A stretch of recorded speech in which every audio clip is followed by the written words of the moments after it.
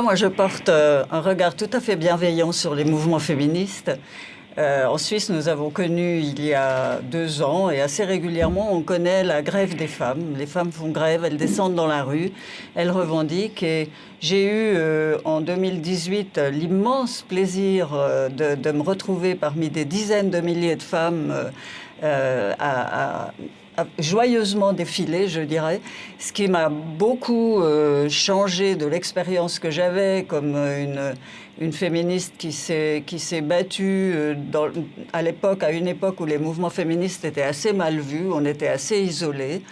Et là, ça m'a fait un bien immense de voir à quel point les femmes, et des femmes jeunes, combien cette cause des femmes, combien l'égalité des salaires, combien l'égalité dans le couple, combien la lutte contre la violence faite aux femmes, combien tout ça les motivait et qu'elles étaient prêtes à s'engager pour ça. Et vraiment, ça m'a fait beaucoup de bien. Donc, je porte un regard très, très bienveillant.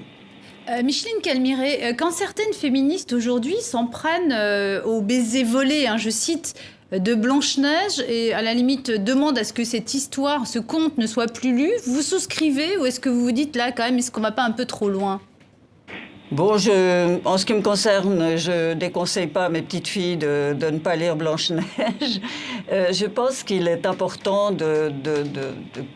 d'expliquer le contexte, le contexte dans lequel ces histoires ont été écrites, d'expliquer les contextes parce que ça légitime, je veux dire, légitime n'est pas le bon mot, mais parce que ça explique pourquoi ça a été écrit de cette façon à cette époque-là, et ça apporte un éclairage aussi sur les revendications d'aujourd'hui.